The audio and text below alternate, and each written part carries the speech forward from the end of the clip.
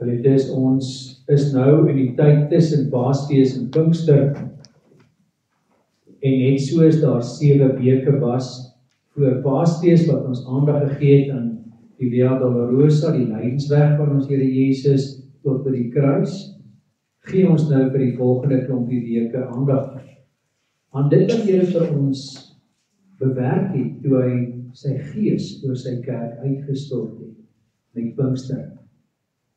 So ons is op pad daarheen, want dit gaan 'n reeks van boodskappe wees uit hierdie laaste boek van die Bybel, die boek Openbaring. En ons gaan begin vandag by Openbaring 1, so die huiswerk is om die verse te lees van hierdie eerste hoofstuk wat ons nie vandag lees. Ons lees net vers 4 tot vers 8.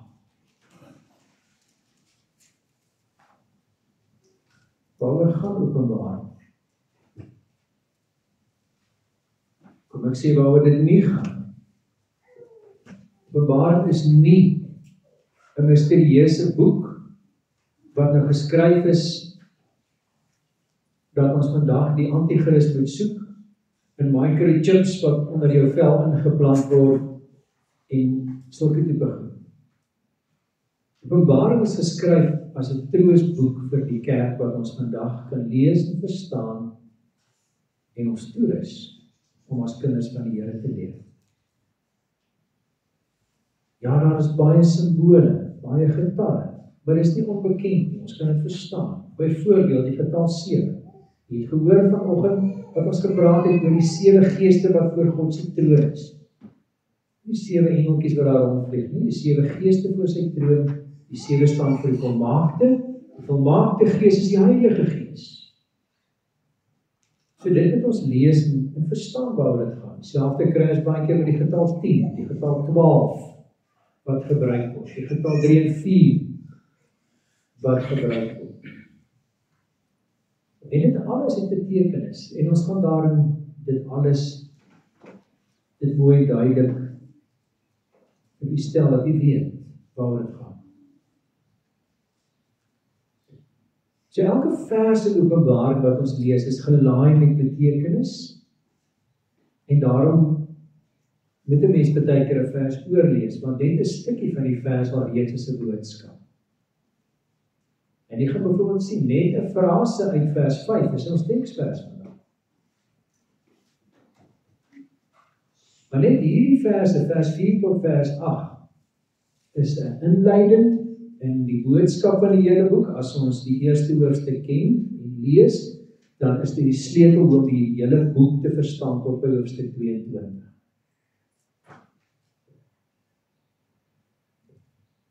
Maar onthou, as jy hierdie verse lees van Openbaring, in die eerste plek is dit geskryf vir ons as kerk, as 'n boek om ons nie net te troos nie, maar te bemoedig en hoop te gee. Dit is die preektema van ons. Die preektema is, Jesus as eersgeborene uit die dode gee ons hoop. Jesus as eersgeborene uit die dode gee ons hoop. Kom ons lees en daarna gaan ons saam bid. Verlustig ons in die woord van die Here, Openbaring 1 vers 4. Johannes aan die 7 gemeentes in Asië, genade vir julle en vrede van hom wat is en wat was en wat kom, en van die 7 geeste wat voor sy troon is, en van Jesus Christus, die getroue getuie, eerstgeborene uit die dode en die owerste oor die konings van die aarde. Aan hom wat ons lief gehad het en ons van ons sondes gewas het in sy bloed, en ons gemaak die konings en priesters vir sy God en Vader. Aan hom die heerlikheid en die krag tot in alle ewigheid. Amen. Kyk, hy kom met die wolke en elke oog sal hom sien, ook hulle wat hom deursteek het, en al die geslagte van die aarde sal oor hom rou bedryf. Ja, amen. Ek is die Alfa en die Omega, die begin en die einde, sê die Here, wat is en wat was en wat kom, die Almagtige. Net tot sover ons skriflesing, mag die Here verheerlik word deur die verkondiging van sy woord. Ons bid saam. Vader in die hemel, ons dank U Here dat U groot geheimenisse van U woord, van wie U is, soms geslote hou vir mense met 'n geweldige gehoor, U kan baie verstandelike kennis, maar met 'n klein kindjie, U kan ken en lief hê. Dankie Here dat U ook met elkeen van ons werk. Hoewel as ons die Bybel oopmaak, is U besig met ons. Skryf U woord in ons harte. Dankie dat ons dit kan ervaar, dat U met ons 'n pad loop, te midde van omstandighede wat ons vir ons groot uitdaging is. Here, vandag opnuut met ons maar net, sommer nou, vra dat U ons vergewe vir 'n sondige reaksie. Want dit is so maklik dat daar dinge met ons gebeur wat ons seer maak, wat ons bang maak, wat ons onseker maak en ons reageer daar soos heidene. Ons reageer daarop deur kwaad te word en net te sê wat ons nie moet sê nie, dinge te doen wat ons nie moet doen. In plaas daarvan, Here, dat U ons selfs deur moeilike omstandighede leer en vorm en nader trek en U oor ons ontferm. Help ons, Here, om selfs in ons moeilike omstandighede die hand raak te sien. As ons wil hardloop, Here, dat ons nie weghardloop van U nie, maar na U ons sal hardloop, die wat ons toevlug is. Dit vir ons lidmate wat beproewing beleef en elkeen wat hier sit en elkeen wat die boodskap hoor.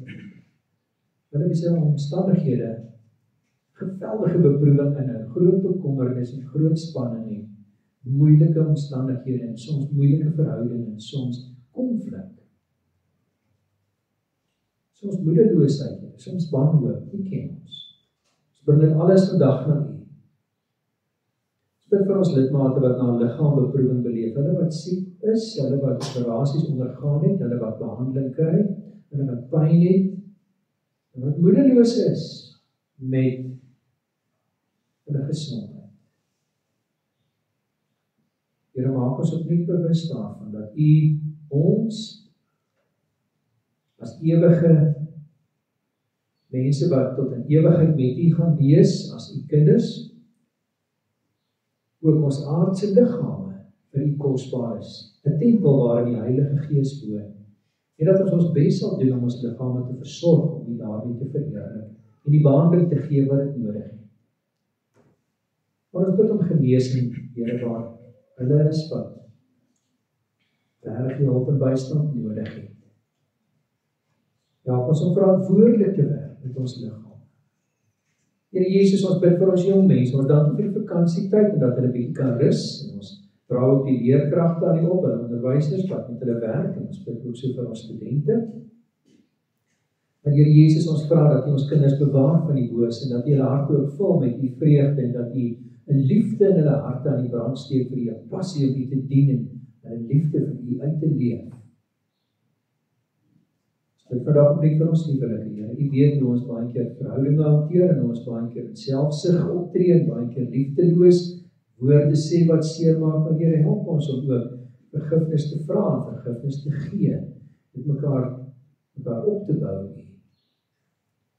en vir mekaar maklik te maak om naby U te lewe. Help ons daarmee, Here. Here Jesus, ons bid in die besonder vir ons senior lidmate, ons dankie vir hulle wat vir ons so 'n kosbare voorbeeld uitleef, en ons vra dat U hulle ook seën, Here, waar die skemer van die lewe baie keer na liggaam groot uitdagings inhou, baie vrese wat 'n mens ontwikkel, dinge wat veel moeilik is om te hanteer.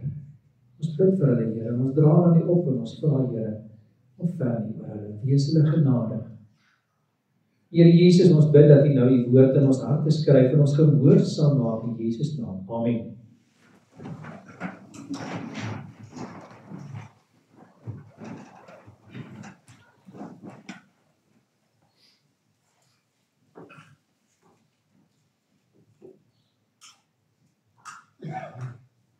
Ek probeer baie keer verstaan wat is die motivering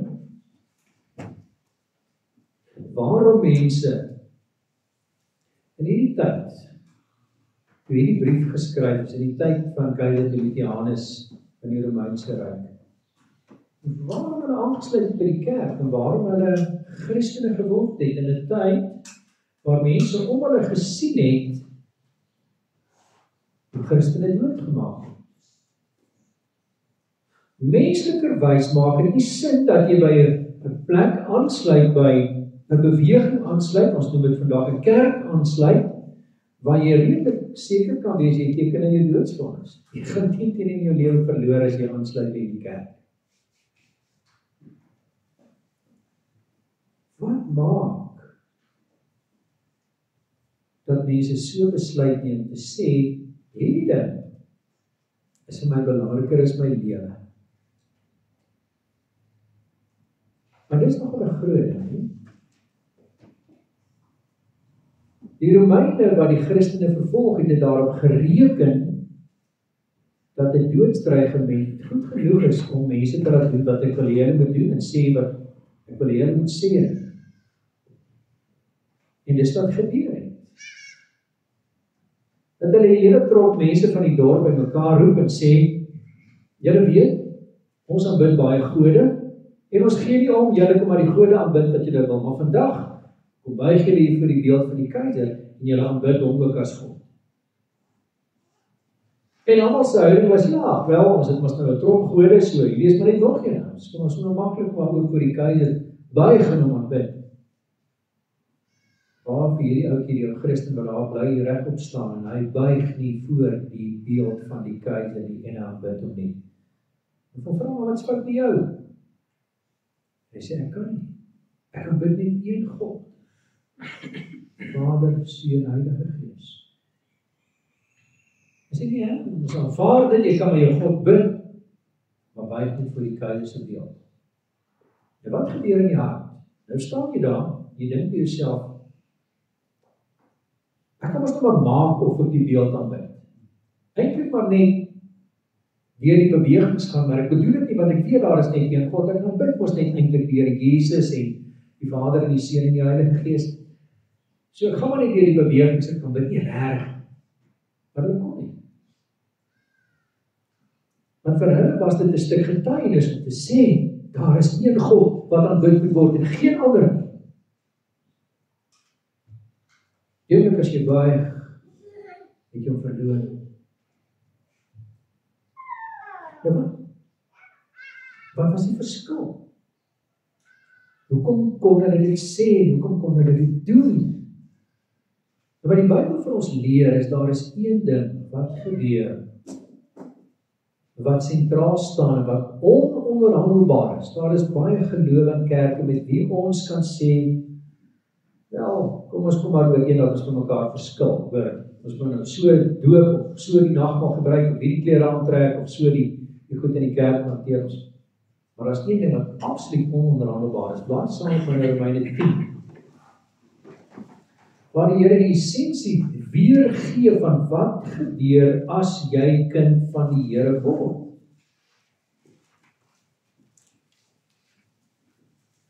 In Romeine 10 vers 19 sien ons wat moes gebeur met elkeen wat op die lidmaatregister geskryf is van die kerk in daardie tyd en ook vandag.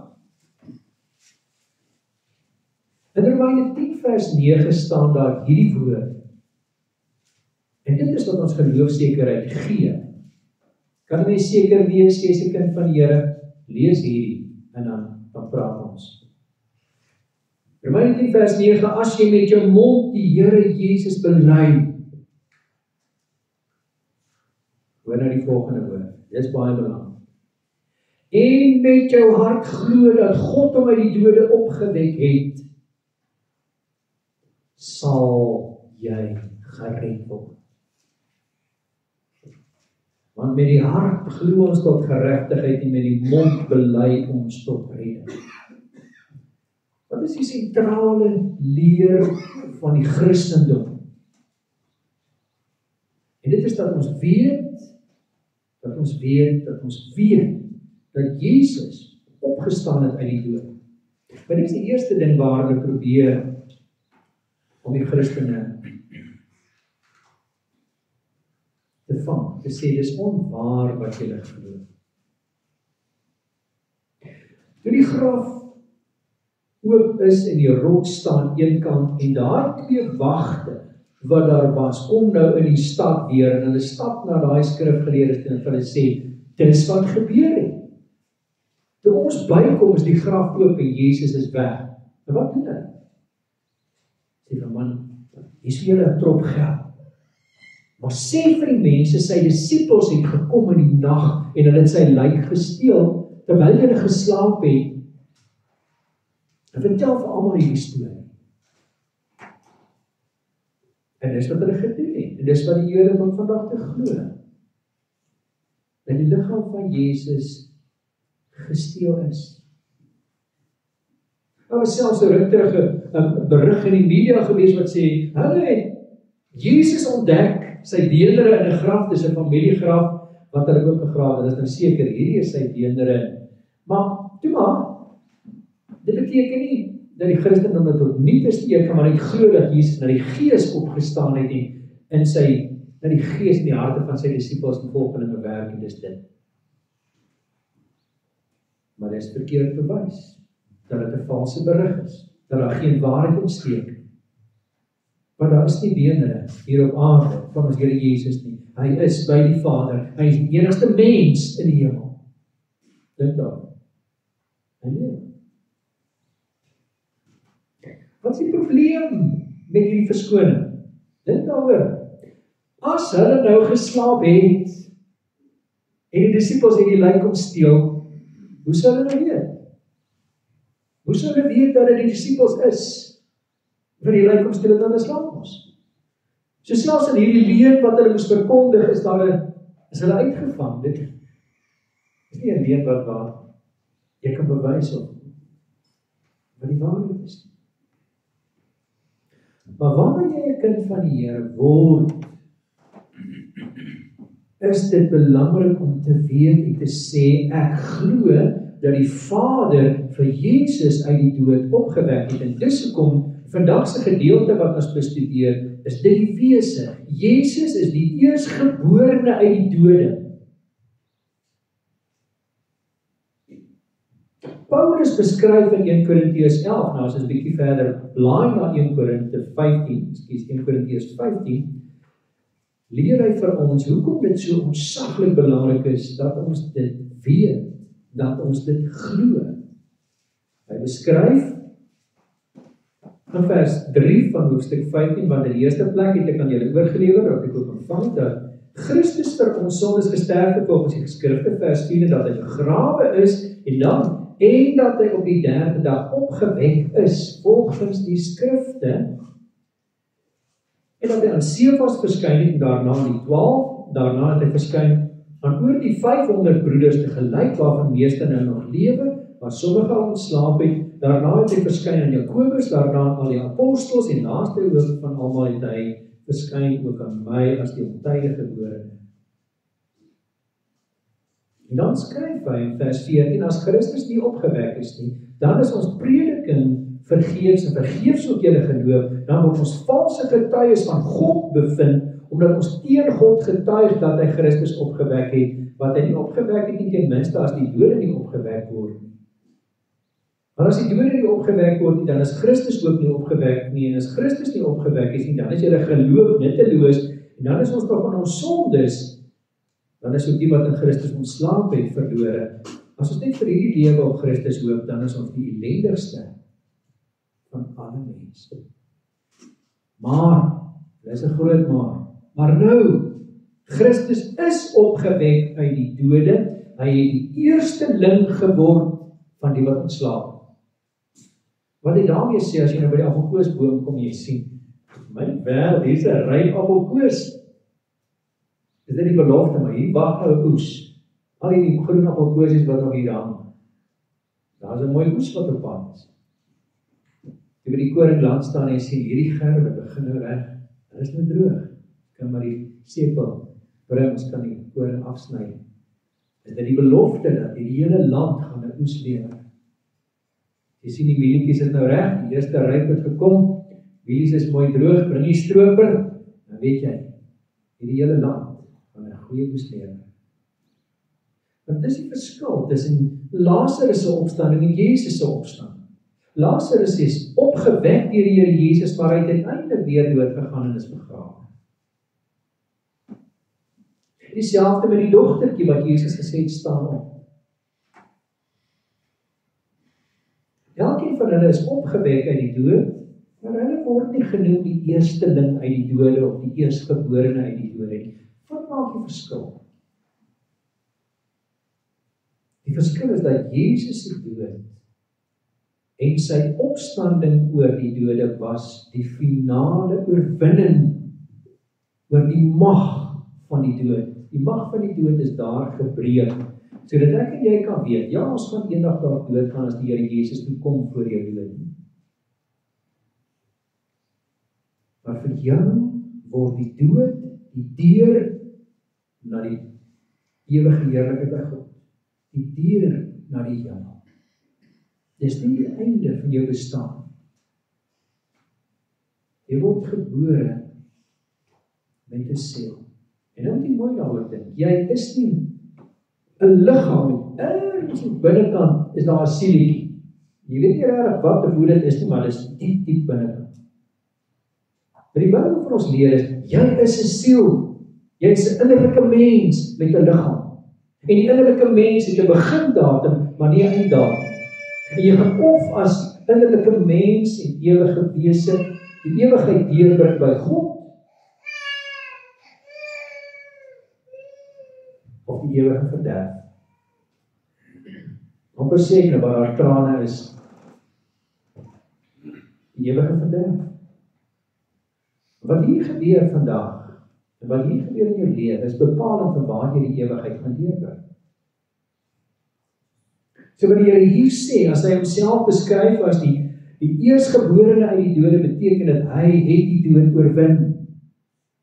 Hy het opgestaan en ek is die res van die oes wat volg. As ek doodgaan, kan ek weet, ek lewe vir ewig by God. En nou is ons weer in die arena saam met die Christen en die leeu soos op pad. Jy weet, dis 'n seker dood. Jy hoop maar net die leeu byt jou gou dood. Hulle bind jou vas, hulle gaan jy nou op 'n paal sit en aan die brand steek. Dis 'n menslike fakkel gebruik. Wat maak dat mense nie hysteries raak? Om te weet, Jesus het opgestaan uit die dood, en my dood,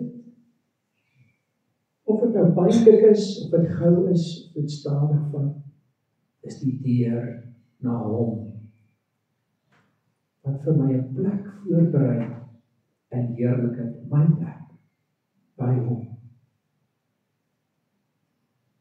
En nou is die dood nie die einde van die pad. Maar die ergste, wat is die ergste wat hulle aan die Christene kom doen? Om hulle dood te maak, en dood te martel, en die Christene het gesê, bring. Die man wat by die Stopstraat stop, en daai pistool kom deur die venster, en kyk van sy, wat? Dreig nie met die hemel? Bang vir die dood. En my het gedink, al die Christene gaan net so omdraai en sê, nee, laat ons maar liewer die keiser aanbid ons. Dis jammer, ons gaan God nou dink is die enigste God. Maar nie. En een daar die ander keiser oorleef. Keiser Domitianus. Keiser Nero, die tyd wat die evangelies geskryf het, hulle oorleef. Baie van hulle gesterwe, maar die Christendom het gegroei in so mate, en dit is hoekom die geleerdes die Christene, die martelare beskryf as die saad van die kerk, hoe meer druppels bloed daar in die aarde geval het, hoe vinniger het die kerk van die Here gegroei, want dit is hoe die Here ook mense se harte gevul het deur sy gees en deur sy woord. Mense wat gesê het, ek is nie bang vir die dood nie, want vir my lê die ewige heerlikheid by God voor. Want wat is daar anders? Hulle was die mense wat anders as ons nie ook probleme gehad het, en ook kwessies gehad het. Maar baie keer dink ons, my probleme is so erg, dit is, ek kan nie regtig hanteer nie, is my te moeilik. Hierdie verhoudinge wat ek probeer hanteer, hierdie werk, hierdie mense, my geld, my bekommernis, dit is beskiklik. Hy het ook haar bekommernis gehad. Maar hy het 'n hoop in die harte gehad wat geweet het. Hierdie goed is aards en tydelik en dit gaan verby. Wat belangrik is dat ek in die innerlike mens, die Here verheerlik en dien. Dis hoekom ek asemhaal, dis hoekom ek lewe, dis hoekom ek gebore is, om God te verheerlik, en as ek nie daarmee besig is nie, dan mors ek my lewe. So Jesus se opstanding sê vir my, die dood is oorwin. My dood is dit weer na die Here en sy heerlikheid. Maar dit het nie net op die dood gefokus nie, want Jesus se opstanding vir hulle nuwe identiteit en roeping beteken, kyk na vers 5 aan die einde, aan hom wat ons lief gehad het, en ons van ons sondes gewas het in sy bloed, en ons gemaak het konings en priesters vir sy God en Vader, aan hom die heerlikheid en krag tot in alle ewigheid. Amen. Hier beskryf hy, dit is die identiteit van 'n kind van die Here. Mense vir jou vra, nou, maar wie is jy? Dan hoor jy mens baie keer antwoorde, nie? Ek is 'n geskeide persoon. Ek is iemand wat kanker het. Ek is 'n skrynwerker. Ek is 'n loodgieter. Ek is 'n ingenieur. Ek is 'n boer. Mense beskryf hulle self baie keer met hulle beroep, met hulle verhouding, met hulle verliese. Ek is werkloos. Maar wie jy is hoe God jou sien. En hier sê hy, hoe hy jou sien. Kyk na vers 6. Einde van vers 5 staan daar, hy ons lief. Jy is iemand wat God innig lief het. God het jou lief. Dis wie jy is. Mense vra, wie is jy? Ek verdien dit nie, maar ek is iemand vir wie God baie lief het. Dis wie ek is. Dis my identiteit. Hy gaan verder. Hy het my gewas van my sondes deur sy bloed. Kyk na vers 5. Ek is 'n begenadigde. Ek is 'n geliefde en 'n begenadigde. Dis wie ek is. Ja, my sonde pla my, my gewete pla my, en ek bely elke dag my sonde. Maar ek is 'n begenadigde. Ek is iemand wie se sonde God vergewe. Dis 'n realiteit in my lewe. Nou vers 6, nou kom ek nader na die roeping.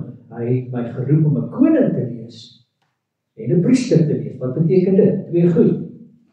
Koning te wees beteken ek is nie meer slaaf van my sonde nie, ek heers oor my sonde.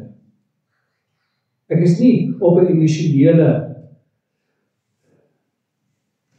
karretjie wat op en af in my lewe beweeg, en dit bepaal wie ek is en hoe ek leef en wat in my lewe aangaan. Ek het die stabiliteit van die wete, ek het een koning en dit is koning Jesus. En ek is nie 'n slaaf en onderworpe aan elke sonde en versoeking wat oor my pad kom, dat ek moet sondig nie. Ek kan nie help nie. Ek word net maar kwaad, dis wie ek is. Ek is die Here mens. Dis my identiteit. Nee, as kind van die Here, bepaal dit nie wie jy is nie. Jy's 'n begenadigde. Jy's 'n koning vir die versoeking om jou neer te verloor. Ek is 'n wurm, ek is niks werd nie. Niemand het my lief nie. Weet jy van my lewe nie moeite werd nie. Nee. Jy is 'n geliefde van God. Dis jou identiteit. Jy heers oor hierdie denke dat jou lewe nie kosbaar is vir die Here. Jy is kosbaar. En dan sê hy, jy is ook 'n priester. Wat moes die priesters doen? Hulle moes offers bring. Die sondeoffers het jy dier gevat om op die altaar gesit en hom heeltemal verbrand. In Romeine 12 vers 1 en 2 kom die Here sê dat jy 'n lewende, heilige en aan God welgevallige offers is. Jou lewe is aan God oorgegee. Jesus is nie die spaarwiel agter in die kattebak. En nou dan uithaal is ek het nou probleme. Kom ek sê my gebedjie gou, Here help my gou met hierdie moeilikheid. Weet ek het droog gemaak, maar help my gou. Jesus is die stuurwiel wat bepaal waartoe jou lewe gaan. Hy bepaal die rigting van jou lewe. Dis soos daai Duitse kar wat outomaties bestuur. Jy hoef nie eens om te vat nie, hy gaan self in die rigting wat jou lewe moet gaan. Hy bestuur. Hierdie gedeelte laat 'n mens diep nadink oor wie is jy, waar is jy, waar is jy op pad? En as jy weet wat jou identiteit is, hoe God jou sien, dat hy jou lief het en jou vas en jou priester en koning maak, het jy 'n roeping in hierdie wêreld, jy het 'n doel in hierdie wêreld. En as jy begin nadink oor jou eie lewe en jou eie dood, dan weet jy self dit, Jesus het opgestaan, en ek sal met hom leef. Jesus, as eerstgeborene uit die dode, beteken die dood is oorwin, beteken ek het 'n identiteit, 'n roeping wat ek laat my vorentoe kyk. Hy kom weer. Hy is koning, die owerste oor die konings van die aarde. In 'n wêreld waar ons dink, maar wat gaan môre gebeur? Wat gaan môre my lewe beïnvloed? Wat gaan môre dit vir ons moeilik maak in Suid-Afrika om hier te oorleef as kinders van die Here? Alhoewel dit lyk asof ons onderworpe is aan die magte van die wêreld, sê hierdie gedeelte in die Bybel, daar is een owerste oor al die konings, en dis ons koning Jesus. As ons elke dag bid, laat die koninkryk kom, dan bid ek elke dag, Here, kom sit op die troon van my hart. Wees vandag koning van my lewe. Ek buig onder u hoofskap, die koningskap. Ek stel myself onder u bewind. Ek onderwerp my aan dit wat die van die woord vir my sê. En dit vat nederigheid. Dit vat dat jy buig, dit vat dat jy op die knieë bly, dit vat dat jy jou eie ek met sy sondige begeertes van die troon afhaal. En daagliks wat Jesus vra, kom neem leiding, kom neem van voor. Want hy kom weer, elke wolkie wat ons in die lig sien, herinner ons, Jesus is op pad. Elke oog sal ons sien, baie mense sal huil, dat hulle lewens verkoos is en hulle nie gebuig het voor die koning. Maar hy kom seker, hy is die oorwinnaar wat uiteindelik vir ons die ewige heerlikheid by hom bewerk. Wat hy skryf in hierdie paar verse, het gemaak dat mense bereid was om vir Jesus te lewe en vir Jesus te sterf. En dink daaroor jy die voorreg vir hom te lewe. Die lewe word nie elke dag bedreig. Dit waarskynlik sal meeste van ons nie in 'n leeukuil beland of in 'n arena. Maar vir jou word gevra om vir Jesus te lewe, voluit te lewe. Beteken dat jy moeite sal doen. Nou ek gebruik al een keer die beeld, maar verdra my as ek vandag weer gebruik. As jy iemand verlief is, hoef jy hom nie te sweep agter te slaan en te piets om vir 'n meisie te gaan blomme vat nie. Jy kan hom nie keer nie. Hy bring daai blomme want hy wil haar beïndruk. Jy hoef nie met hom te raas as jy wil jy moet 'n paar sjokolade vat nie. Jy kan hom nie keer nie. Hy wil vir daai meisie bederf. Vra spesiaal daarvoor. Jy hoef nie vir hom aan te moedig om mooi boodskapies vir haar te stuur nie. Hy doen dit. Wat maak dat ons liefde uitleef vir ons verlosser? Is nie vrees nie. Is nie iemand wat agter ons staan met 'n sweep en piets en sê, jy moet nou bid, jy moet nou jou Bybel lees nie. Ek kan nie wag om my te verlustig in sy woord, sy liefdesbrief, die Bybel aan my. Hoor wat hy vir my sê. Ek kan nie wag om met hom te praat, te antwoord op wat hy vir my sê in sy woord. So behoefte om my hart voor hom uit te stort, want hy hoor, en hy verstaan, en hy kan 'n verskil maak.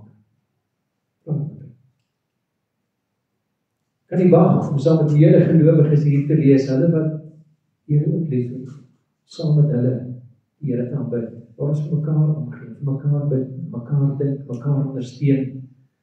Maar dis wat ons verwag. Dis nie dwang nie, dis liefde wat ons dryf. Jy mag die liefde van die Here hierdie week vir jou dryf, net om te besef hoe lief van jou het, dat daar in sy opstaan en hoop is, en dat jy uit daardie hoop lewe. Daarom is daar vreugde. Daarom sing ons lofliede, daarom prys ons die Here, daarom kan ons nie stil bly om hom groot te maak. Want net hierdie een ding, sy opstanding uit die dood, maak dit alles moontlik. Sluit 'n wêreld van hoop vir ons oop. Vat dit vandag saam, vat dit in hierdie week saam. Amen. Kom ons bid. Here Jesus, die feit dat U opgestaan het uit die dood, dit is vir ons 'n anker in die storms wat om ons losbars. Soms ons bedreig, soms ons bang maak, soms ons frustreer, soms ons onseker maak. Dankie Here vir die getuies wat ons het, die wolk van getuies vir mense wat as martelare die oorwinningskroon dra vandag, want hulle het getrou gebly aan U. Here, maak ons getrou in ons aanbidding van U. Vergewe ons, Here, waar ons soveel keer val, en sorg vir ons eie begeertes om sondig op te tree. Help ons om heilig te leef, en soos kinders van die Here te reageer op dinge wat met ons gebeur. Here, maak ons hart so vol liefde dat dit oorloop na almal om ons. En vra ons in die naam van ons Verlosser, Jesus Christus, wat opgestaan het uit die dood en wat lewe. Amen.